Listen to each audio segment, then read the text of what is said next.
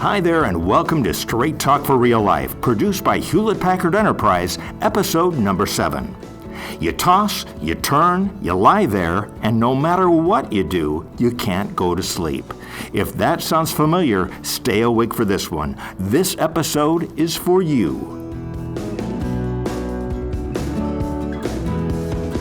Welcome to Straight Talk for Real Life. I'm Bob Peacock. We live in a society that is generally overworked, overpressured, and underrested. And admit it, a lot of times we put that pressure on ourselves. Somehow we figure that if we work longer hours, we'll get more done. But if you're not sleeping well, you could actually be slower, less creative, and even more stressed. There are few issues that cause more stress and anxiety than sleep problems. But the good news is that sleep conditions are treatable. As you'll find out today, sleep is as important to your health as nutrition and exercise. In this episode, we'll talk with Dr. Chris Winter, a medical doctor who has dedicated his life's work to the subject of sleep. He's a board-certified neurologist, a specialist in the brain, and double board-certified sleep specialist who runs a state-of-the-art sleep clinic in Central Virginia. And he has written a best-selling book titled The Sleep Solution: Why Your Sleep is Broken and How to Fix It. It's available in multiple languages and has already sold more than 20,000 copies this year.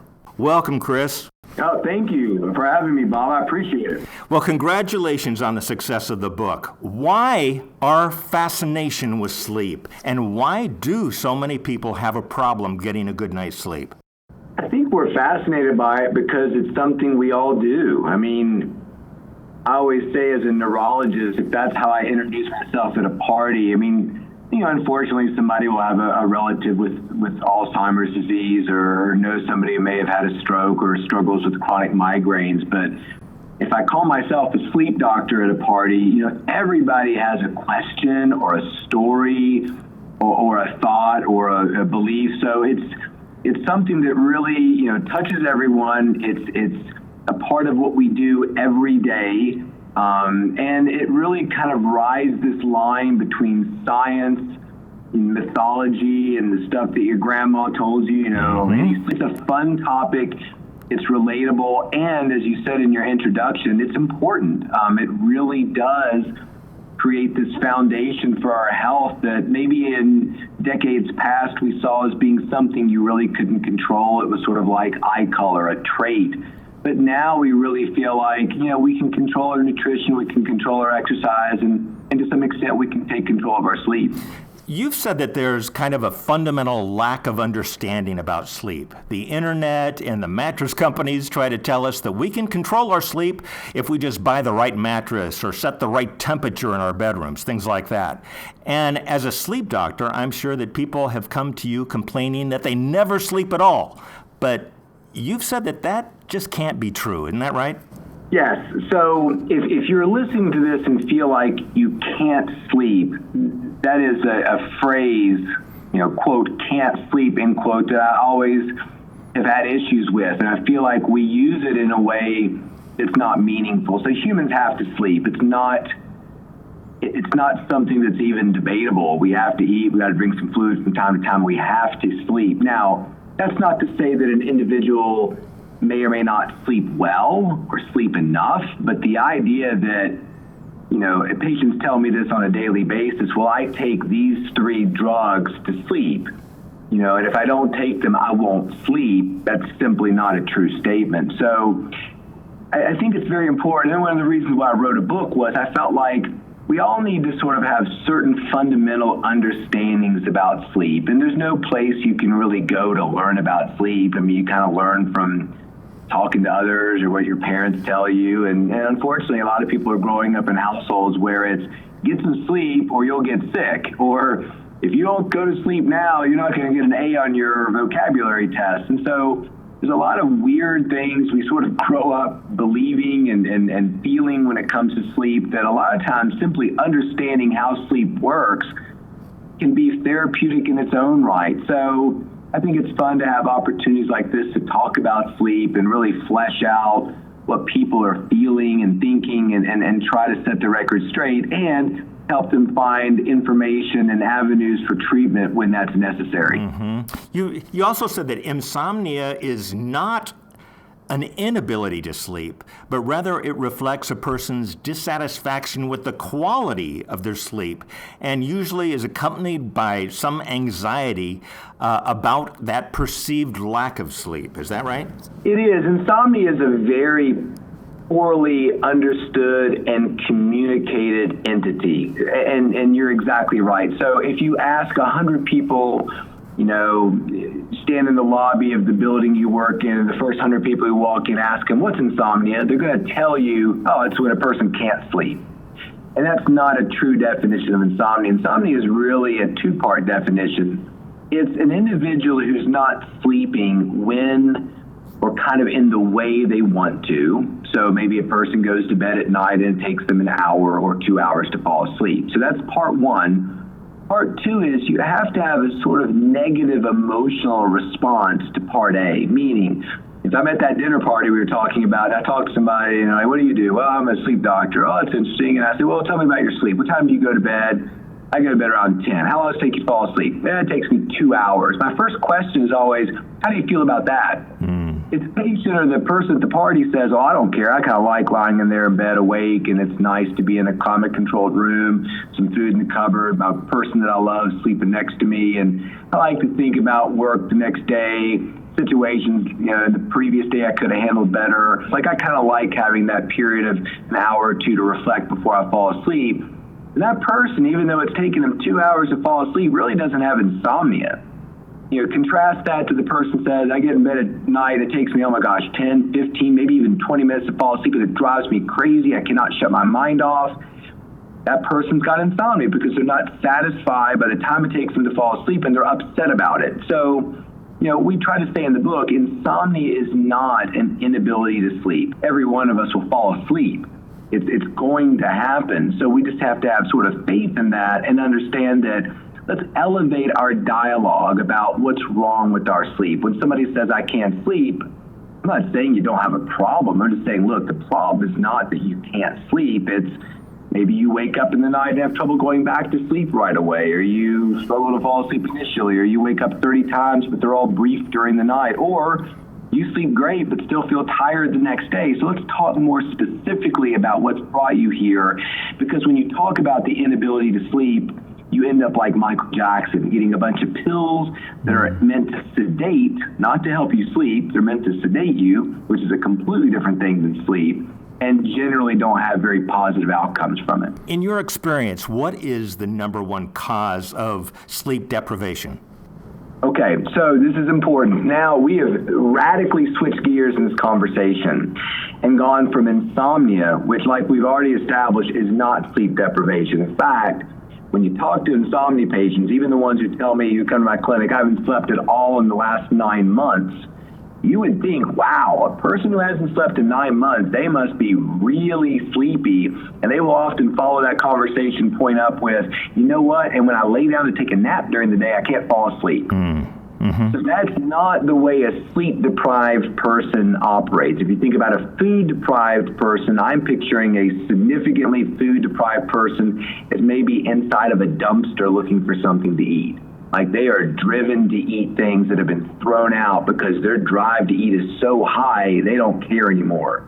So when you think about sleep deprivation, now we're thinking about the individual who's working 2 jobs, drives an Uber in between those 2 jobs because they need to make a mortgage and a child support payment, and they can't with one job alone in this economy. So let's look how that person behaves. That person, when they're sitting in line waiting for their number to be called at the deli, nod off. They are showing signs of inappropriate, excessive sleepiness. So when they come to my office and I ask them, hey, what's going on here? How's that 2 jobs and the Uber thing working out for you? They're saying to me, listen, I'm nodding off at my primary job. I'm getting in trouble for it. Or I'm falling asleep at stoplights. They are not saying to me, I'm getting in bed and I can't fall asleep. They've got the complete opposite end of the spectrum problem. So what you're hitting on is a very important one in the media, which is we talk a lot about the dangers and the ill effects of sleep deprivation, in which they are. When people say, I think you need more sleep, you say, look, as long as I get about 3 or 4 hours, I'm fine. You're actually not. You're not fine. You might be able to do it.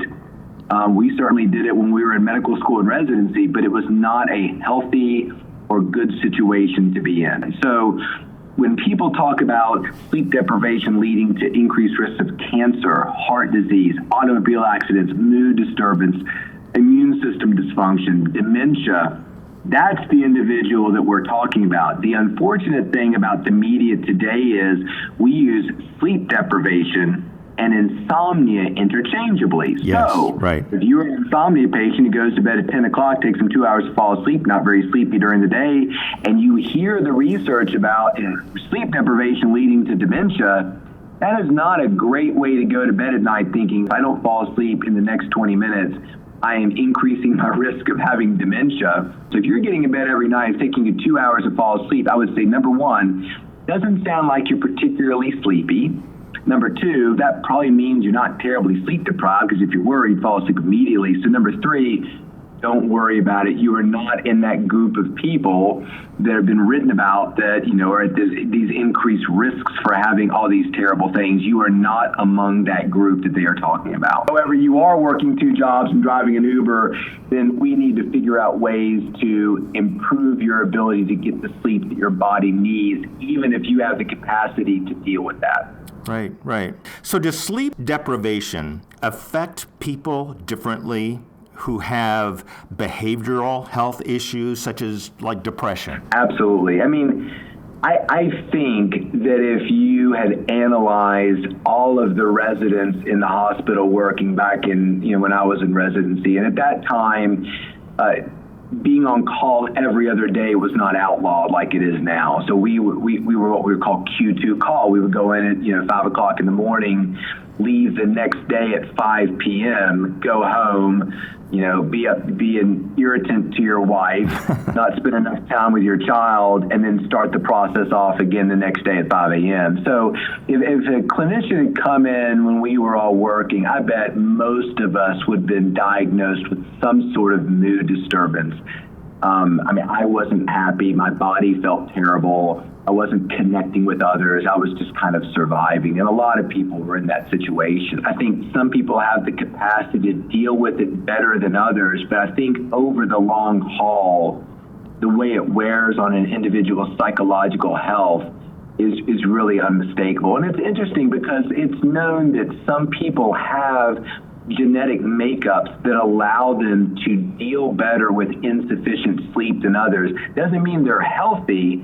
It just means they can kind of do it and still be reasonably functional the next day. But again, I think that can really affect people's anxiety and depression. Because if you think about anxiety, for a lot of individuals who are underslept, that anxiety is your brain's response to, well, we're not getting enough sleep at night to feel more energetic. So I guess we'll just kind of scare ourselves awake. So these individuals can be sort of type A, always busy, always engaged, because their brain figures out very quickly if they relax, they're going to fall asleep.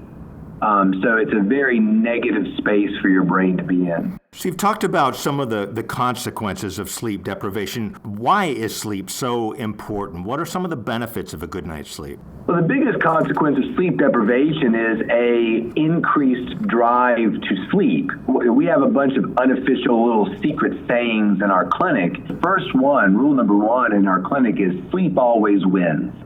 And what I mean by that is, even if you set out to not sleep, I'll prove this doctor wrong, I'm going to videotape myself over the next 3 weeks not sleeping and show him that, hey, there are people out here who just can't sleep, you're not going to do it. You're going to be surprised on that video by how much you actually do sleep. So, to me, I think that the biggest consequence of sleep deprivation is your brain becomes extremely motivated to sleep. So now you're falling asleep at your kids' soccer games, you're falling asleep at stoplights, you're falling asleep in front of clients or at work and getting in trouble for doing it. And hopefully not falling asleep driving down the interstate when you're in a car. Right. Because the brain that's not rested will start seeking sleep during times when you want to be awake. So that's probably the biggest and most immediate consequence. I mean, there's all kinds of issues that show inflammatory markers in the body go up. So we tend to not fight illness quite as well. We tend to not rebuild our body. The cardiovascular consequences of insufficient sleep are dire. This global study said that 51% of adults worldwide say they get less sleep than they need on an average night. And another study from Sleep Cycle, which included data from 48 countries, showed that people are getting less than the recommended amount. People in Japan are averaging only 5 hours and 59 minutes a night. In Ireland and Great Britain, just under 7.5 hours a night. And in India, they're clocking in about an average of 6 hours and 20 minutes. Japanese accept napping in the workplace, so although they have one of the lowest averages, it doesn't include those times when they're napping. So in your book, you talk about that the need for sleep varies from person to person and tends to decline as we get older. So is there an answer to the question, how much sleep should we be getting on a regular basis? Sure. So there's a lot of things to unpack there. Number one, I believe that data, if you were to look at my own tracker that I use, it would, and these trackers, just as a note, are generally pretty accurate when it comes to average amounts of sleep. So is it perfect at telling us how much dream sleep and REM sleep we're getting? Absolutely not. Is it perfect every night? No. But if somebody wears one pretty consistently over a month or a year, that average time you're sleeping, I believe it. It's probably pretty close to being accurate. So I think there are a lot of people out there who need 7.5 hours of sleep, but get 6.5. And I get it. I mean, you get home and, by the time I kind of unwind and get the kids kind of squared away, I kind of like some time just to be with my wife and talk to her, whatever's going on. You know what I mean? So, I get it. It's kind of hard to say, okay, well, it's already 10 o'clock, and to get our perfect 8 hours, we need to go to bed right now. So I do believe that people are probably slightly more sleep deprived than they used to be. But that's somewhat debatable. Again, you got to look at these individuals carefully. Does everybody need 8 hours of sleep? Absolutely not. So it's really most important for the people who are listening to this podcast, to answer questions, like this, honestly. If you're sitting in a dull meeting for an hour and the lights are kind of dim, how difficult is it for you to stay awake? Or do you nod off a lot when you go see movies? Or if you like to read, I'm reading a book right now, I'm really enjoying. Do you have trouble reading without nodding off? Do you have trouble doing your work without nodding off? All those can be subtle little signs that whatever number that's showing up on your fitness tracker or your sleep tracker might not be enough for you. So yes, it does sound like, for those numbers that you're giving us, that people are probably getting a little bit less than they should. So talk about the difference between sleepiness and fatigue. Sure, it's an important point that I talk about not only in the book, but I talk about on a daily basis in my clinic, because we get a lot of patients sent here and they'll say things like, I'm tired. I'm here because I was talking to my doctor. Every time I go, I tell her my biggest complaint is that I'm just tired all the time, and that's why I'm here. And so I think it's important when you think about an individual who's tired, which is a very imprecise word in the English language. You're really asking, well, do you mean tired to indicate that you're fatigued? And what I mean by that is you go out to a high school and you run 2 miles on their track, and then you go into their weight room and you lift very intensely for 45 minutes, all the while doing some aerobics and some, kind of burpees and push-ups and sit-ups and this kind of, a boot camp situation, and okay, boom, you're done. How do you feel? Oof, I'm tired. What you're really saying is you're fatigued. You've expended a lot of energy, the mitochondria in your muscles have expended all their ATP, and now you need to go somewhere, have a smoothie, sit down, and recover. You need to regain that energy that has left your body. you don't necessarily mean you're sleepy. Yeah, I was in this boot camp class, Dr. Winter, and we were doing burpees, and at one point I went down for a burpee, and I was just so sleepy, I just laid down and took a nap. Like, that's not what people are feeling, even though we would use the word tired in both situations. I was running a marathon. I got to mile marker 19, Dr. Winter. I was so tired, I quit. Well, you weren't so quiet. I could barely keep my eyes open and lay down the road and took a nap. Like, again, not the same thing, but we use that word to mean both. So when somebody comes to me and says that they're tired, I always ask, when you say tired, do you mean you're fatigued? Do you mean that you're sleepy, like you are struggling to stay awake? You are lying to your boss saying you got to go check on something, and you're going out to your car and setting an alarm on your phone and taking a nap because you cannot stay awake in your office. That would be sleepy. That's not fatigue, or you can be both. So generally in a sleep clinic, we are looking for people who are excessively sleepy and trying to figure out why they are so. Or again, the opposite of the spectrum is, I get in bed and it takes me 4 to 5 hours to fall asleep. Okay, well, you're excessively not sleepy. Why would that be? Let's try to figure that out too. So to me, I think that it can be a wonderful thing for you to take to your primary care doctor. If you're somebody who's been struggling with that and say, look, I know I've been telling you for the past 2 years I'm just tired all the time. I really feel like I'm dealing more with a sleepiness than a fatigue. Like, I have no trouble getting through my aerobics classes. I'm always faking reasons to go out to the warehouse, and I hide behind all these reams of paper, and I have this little box bed set up where I sneak back there and take naps. If you're saying, no, I really don't fall asleep during the day. In fact, I can't. I'm not a good napper, but I feel like somebody stuck a needle inside of me and drained out all the energy. I don't have enough energy to walk up a flight of stairs, or let alone run a lap around a track. Okay, well, maybe you've got a tick-borne illness. Maybe you've got a B12 deficiency. Maybe your thyroid's not working well. Like, it sounds like there's some reason why you're not developing the right energy during the day. And so separating those things out can really be helpful to allowing your doctor to point you in the right direction. So when do you talk to your doctor, and when do you go to a sleep doctor? And I'll tell you, look, the average primary care doctor that you're seeing is, number one, not trained to deal with sleep problems. Even I, during my medical school and residency,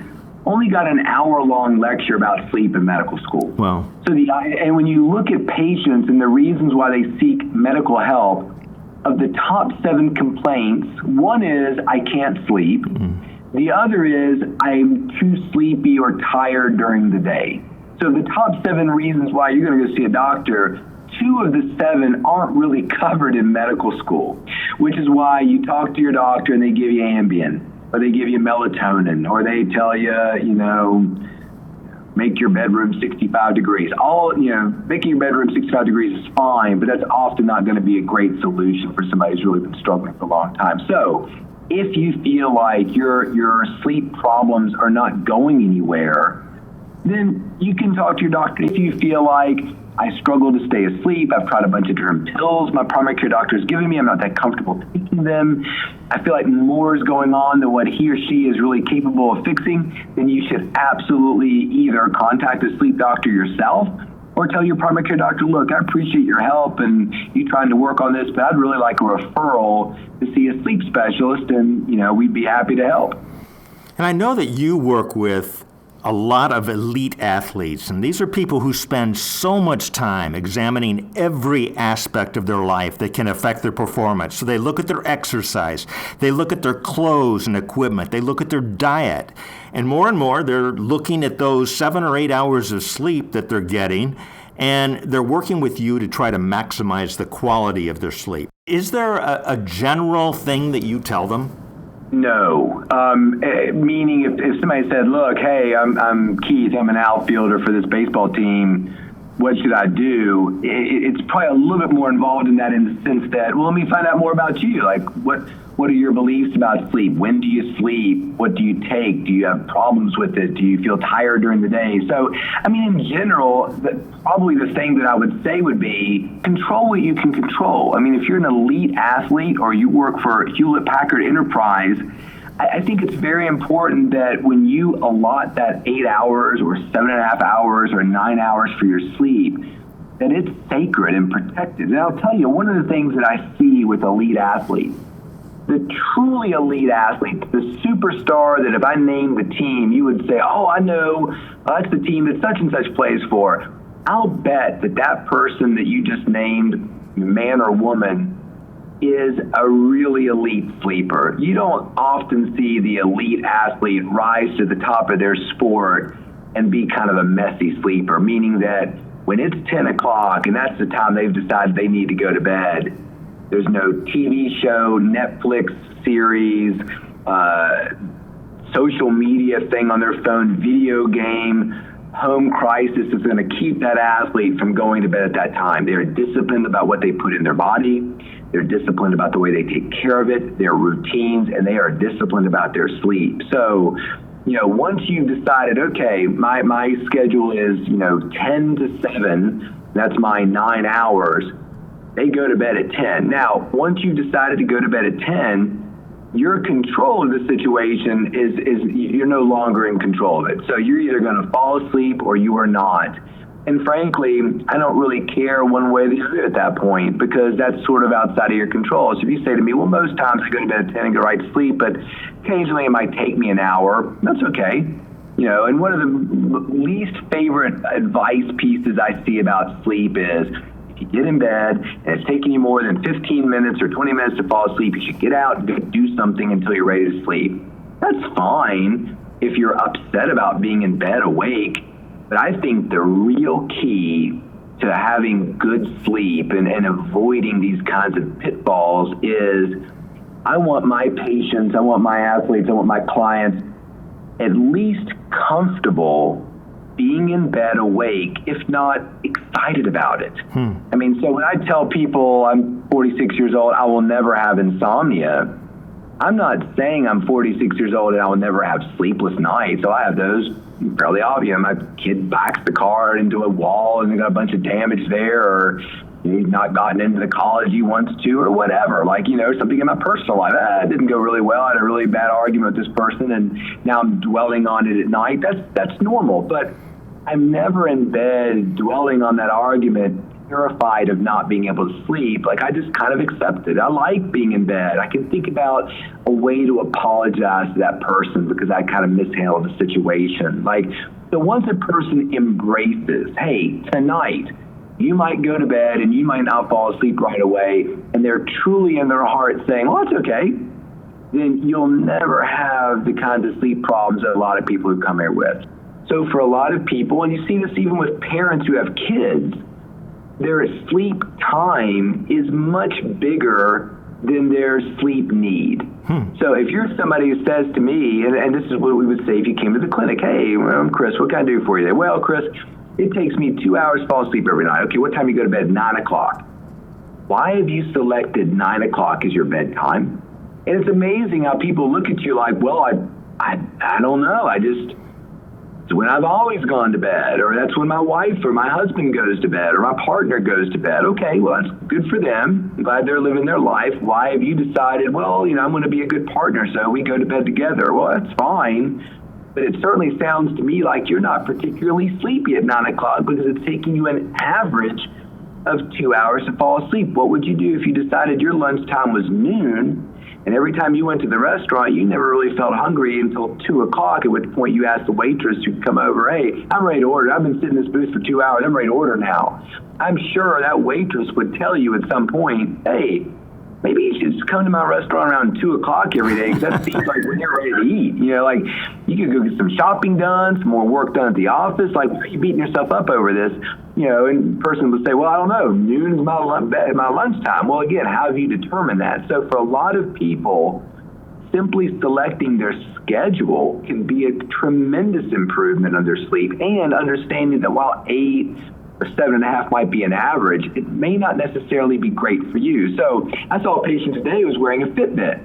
I looked over her Fitbit over the last 3 to 6 months, and her average sleep time was 7 hours and 15 minutes. I asked her, what time do you wake up in the morning? She said 7 o'clock. What time do you go to bed? 9. Okay. You're going to bed at 9, getting up at 7. That's 10 hours you're expecting to sleep or trying to sleep. Of the 10, you're averaging 7:15. What do you think about that? She goes, it looks like I probably should go to bed a little bit later. Yeah, I think so. Because she came to me because she was having trouble falling asleep. That's not a problem. That's your brain saying, listen, we just woke up a few hours ago. We're not ready to sleep yet. So I know you want the day to be done. I know you want to sleep at 9 o'clock. But that doesn't make it such that you can do it. So you can either get in bed and just meditate for an hour or two if you like that, or read, or why don't you stay up till 11? It seems like 11 to 7, that's 8 hours, is a little bit more in line with what your Fitbit says you need. So, to me, that, thinking about these types of things and understanding can really make a big difference in people's sleep right off the bat without seeing a sleep doctor. So let's get really practical. Sleep hygiene. What are some things that we can do starting tonight that is going to help us get a better night's sleep?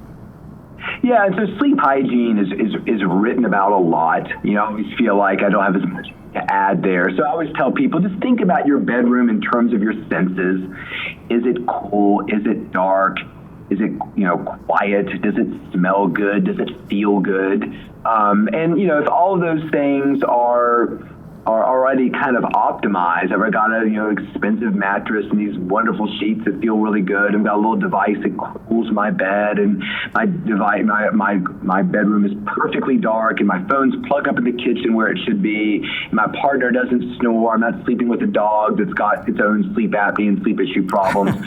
Then if all those things are optimized, and you still feel like you're having sleep problems, that's fine. I think we make a little bit too much about sleep hygiene in the sense that, number one, it doesn't solve many people's sleep problems. I don't meet people and I'm like, hey, your room should be dark. Oh, really? Because I had really bright lights on. But let me try the dark thing and see what happens. Oh, you're right. It's great. For the most part, we're exposed to enough media and have enough common sense to understand dark's probably better than lit up, and lights or quiet's probably better than loud. But for some people, it can help. I do think that technology might be a special circumstance. Especially for kids, but even for adults. I get in bed, and if I can't fall asleep, I just pull my phone up and read about how my favorite sports team's doing and stuff like that. That's probably not the best thing to do in terms of, is it stressing you out? Is this light shining in your face that's interfering with your ability to produce melatonin? That I think is unhealthy. So I think it's really important for people to, plug their phones in somewhere remote from their bedroom. And if you're going to give me the line about, well, I use mine for an alarm. There were alarm clocks before smartphones. So to me, unless you're on call for something, I don't really think that the phone should be in your vicinity. And I know it's the phone's like a drug to some people, but it's great to unplug from that stuff, particularly in the evening. So phones, TVs, video games, laptops, as much as we can set that good example, it's a good thing. So yeah, sleep hygiene is helpful, but don't be upset if you've done everything. You bought the mattress, the sheets, the pajamas, the room darkening shades, the whatever. If you're still having difficulty sleeping, it's okay. You've done everything you can control. Let's come talk to a professional. So I'm sure this never happens to anyone but me. I fall asleep 10:30 or 11, but then I wake up at 3 or 4 in the morning, and then I can't go back to sleep. What are some of the things that we can do to get back to sleep? And is the fact that I'm just obsessing about going back to sleep part of the problem? It's the worry that really it bothers people. It's this fear. I would embrace it. You're alive in interesting times. It's 4 o'clock in the morning.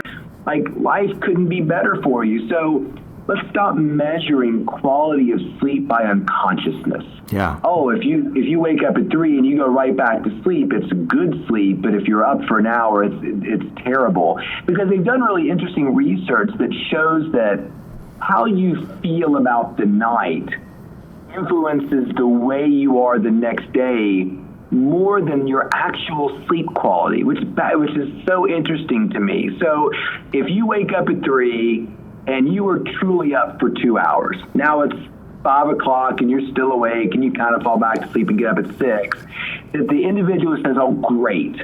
now I got 4.5 hours of sleep, well, the day is just ruined, then your day will be ruined. Versus, an individual, I'm getting ready to fly up to Pennsylvania, and I'll probably get in late, and, maybe I get everything organized by 2 o'clock, and I've got to be up at 7 o'clock the next day for a breakfast. I think to myself, okay, I got 5 hours. I'm going to make this the best 5 hours ever. And I'm gonna be okay the next day. And you are. Now, is 5 perfect? Is 5 smart? No, but I'm not worried about it. I don't fear it. So I just think that people need to sort of embrace the fact that you might wake up at 3 o'clock tonight and not immediately go back to sleep. So rest, really focus on what you can control. We can control rest. We can't control sleep. So you close your eyes, meditate.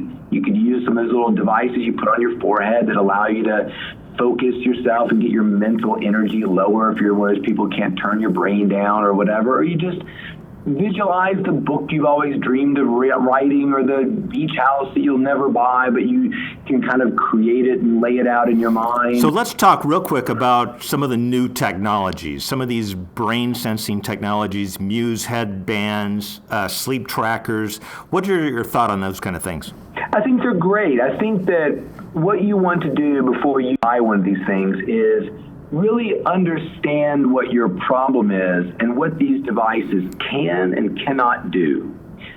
So many people are like, I get in bed, it takes me 3 hours to fall asleep. I bought this $300 fitness tracker thing that goes under my mattress on my wrist, and it says that I get 17% REM sleep and 22% deep sleep. Great.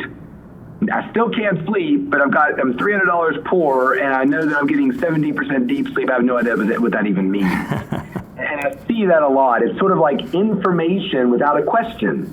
My fitness tracker is constantly telling me, look, Chris, you're not getting enough. You need to get that extra hour or 45 minutes that you're missing on most nights because you feel like you've got to answer that email or you got to do X, Y, and Z with your kids. So to me, they can help you in that way. The biggest thing I think that fitness trackers do are for people who come to my office and say, look, you got to help me. I'm desperate. For the last 3 years, I am lucky if I get 2 to 3 hours sleep at night. Okay, I'm going to tell you right now that's physiologically impossible. So I want you to buy a fitness tracker. I want you to wear it for the next month. And then let's come back and talk about what it shows. So they come back and it says, well, they're getting 6-7 hours of sleep every night. And it does it every time. And they'll either say things like, well, I think this thing's not working. It thinks that I'm sleeping when I'm very much awake. Or what it hopefully does is kind of reassure the patient, wow, maybe I am getting more sleep than I think I am, because my wife says she thinks I'm getting plenty of sleep, but it feels to me like I'm only getting 1-2 hours, none at night. So now we can start collecting a little bit more objective data that hopefully reassures a patient and helps us focus on, okay, listen, let's get outside of this idea that you're not getting sleep and try to focus on the question why it feels like you're not getting enough sleep, why you feel so poorly during the day, even though, yes, you might be getting 6 to 7 hours of sleep. So these things can really help us have some eyes and ears in a situation where, unfortunately, for the sleep doctor, we often have to rely on what people tell us. And this is where people get into trouble. Hey, primary care doctor, I'm not sleeping. Okay, well, here's some Ambien. Oh, gosh, I'm still not sleeping. Okay, well, here, take some Seroquel, which is an antipsychotic. And a patient of mine just yesterday was taking Ambien, Seroquel, and Temazepam. I said, why do you take these? Because I can't sleep without them. That's not a true statement. So those fitness trackers and things like that can be really helpful in getting some real data beyond what you experience. And that's important. And then the Muse you mentioned, one of the most common complaints people come to us is that I can't shut my mind off. So these little biofeedback devices, and the one I typically use is Muse, I don't work for them, is that this device allows your brain's activity to be measured and quantified, and it turns it into the sound of like the ocean or a city. So, about this time during the day or after lunch or whenever you happen to, if you have some time to yourself, you put the little Muse band on, it syncs with your phone, and you practice the ability to turn your brain down. When you're successful, the sound of the ocean gets quieter. If you're not successful, it gets louder. So you can actually practice this as a skill so that when you go to bed at night, you know exactly how to turn your brain down. And it's a wonderful device just for kind of managing that sort of mental energy, stress, anxiety, to learn that, hey, this is in your control. You can get into your cubicle or go back there to your little box cave and put it on, and 5 minutes, practice that idea of turning your mind off at night, resettling during a stressful part of the day. It's amazingly impactful for a lot of people. You've talked about sleeping pills, that you shouldn't confuse sedation with sleep. How about those pediatricians that are giving out melatonin gummies to kids to help them sleep? It's really an inappropriate thing. My kid can't sleep. Okay, well, here, give them melatonin, because why? We need to sedate some children? Is that what you're saying? Like, okay, your child needs sedation for sleep, so here, give them this thing to make them sleepy. Or are you saying that, okay, well, your child makes an inappropriate amount of melatonin anyway? We all make melatonin. So I would much rather a pediatrician say, listen, once you go out, instead of buying melatonin gummy bears, buy a bunch of dimmer switches at Lowe's or Home Depot, and after dinner, really dim the light levels in your house and try to create more of an environment that is conducive to their own melatonin release. And again, if a kid's struggling to fall asleep, maybe their 7 o'clock bedtime is not appropriate. They need to go to bed at 8. Or maybe the napping that they're doing throughout the day is so much that they don't have as much drive to sleep at night. So, when our kids were 7 years old, we told them, look, you're 7 years old, you're practically an adult now. You don't need a sleep time anymore, or bedtime anymore. They looked at you like, really? You don't care when I go to bed? Absolutely not. As long as you're in your bedroom around 7 or 8 o'clock at night, you're not bothering me or mommy or brothers and sisters, then I don't care when you go to bed. And that rule still stands today. You go to bed whenever you want to. I'm not going to tell you to turn a light out. You want to sit there and look at comic books all night? Brother, you go right ahead and do it. Now, what I don't tell them is, every morning at 6:30 or 7, I'm going to wake them up with a smile. And when they say things like, Dad, I'm so sleepy, can you go to work and come back at lunchtime and take me to school late because I'm so sleepy or I didn't get enough sleep last night? The answer is and always will be no. You are 15 years old, you can deal with a difficult night of sleep. It's not that big a deal. Let's go have breakfast and talk about it. I'll bet after a shower in a couple hours, you're going to feel great and probably more likely to sleep wonderfully the next day. So we don't put any pressure on our children to sleep. So let's elevate our discussion about your child's sleep beyond we need to sedate him, and what messages are we sending him? Because I got a 15, an 18, and a 21-year-old kids right now that are excellent sleepers. And you can tell, like, even when my son's got this big swim meet and his college recruiting relies on it, he just goes right to sleep. Because I've told him, well, you sleep or you don't sleep, it's not going to affect the way you swim that much tomorrow. You've been sleeping great for the last 29 days. You're better than one night of inadequate sleep. So you can see over time they've developed this sense of confidence with their sleep, and realism with their sleep that really frees people up. They don't have any anxiety about being awake at night. And that's where I want all my patients, all my athletes, all my clients to be. Let's talk realistically and not fear-based about it. Dr. Chris Winter, thanks so much for being on the episode. Hey, Bob, I appreciate it, and I appreciate your interest in the subject and having me. It's a real honor.